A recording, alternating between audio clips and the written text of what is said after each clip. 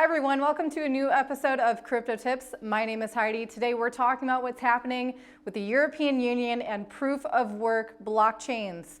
Think Ethereum and Bitcoin, the two most popular cryptocurrencies today. There's a lot of others that also function on proof of work.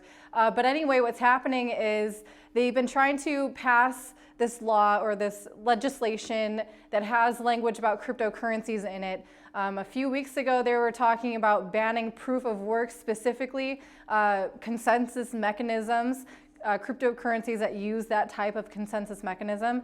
And then they took it out, and now they put it kind of back in, but a lot more broadly.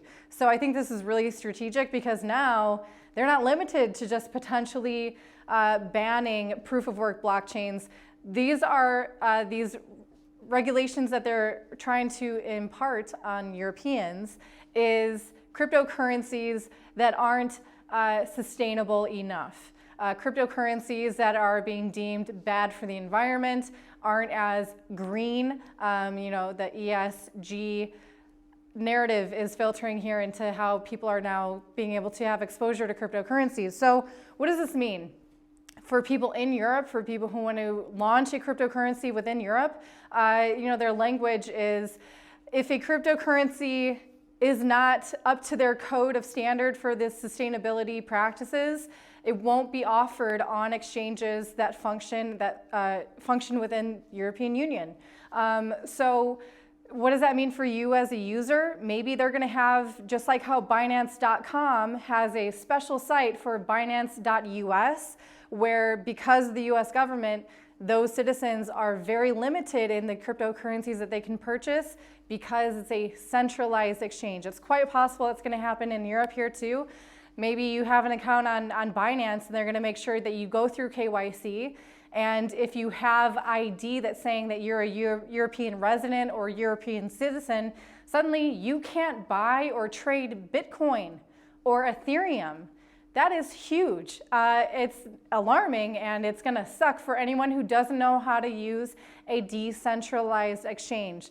Furthermore, for those of you who are pretty familiar with this channel, for those of you who don't know, Toby and I, we've renounced our US citizenship. We're definitely always pursuing multiple citizenships and how we can organize that in our best favor. And this is a perfect example of this. Andrew Henderson from Nomad Capitalist, one of the tips he says is never live in the country you're actually a citizen of.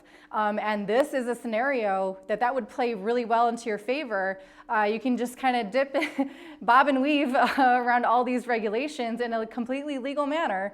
But the best way, honestly, is to avoid centralized exchanges as best you can. Avoid giving out your personal identifying information, sensitive information to third parties, and use decentralized exchanges, especially Ethereum. There's so many different decentralized exchanges, options. Liquidity is no longer an issue there. You can definitely get your trade through. Not to mention the fact that Ethereum 2.0, they're shifting into proof of stake. So will it still be banned when that rolls out? Who knows? And also getting back to the broad strokes, that they're not saying specifically proof of work. There are a lot of other cryptocurrencies that might not be as green as they would like, and it's not a proof of work. Maybe it is proof of stake. There's a lot to say about Solana and the computing power required to manage all of those super fast and cheap transactions that they're manufacturing. It requires a pretty heavy load computing power wise. Now also, you guys got to keep an eye out for Thorchain. That one is a decentralized exchange that lets you trade native Bitcoin. This is another use case for decentralized exchanges. It's another reason why these options exist. For those of you who are new to cryptocurrencies, there's the pure way to use it in a peer-to-peer fashion, not through these centralized entities. And the better that you are with using those options, the more free you will be able to be interacting with cryptocurrencies and advance in this growing economy. So anyway, that's the news through Europe. We'll see. They're going to be voting this one on Monday, so we'll see how that vote goes. But anyway, we'll be live tomorrow, noon Eastern time. Check out me and Toby, and we'll see you then. Bye, guys.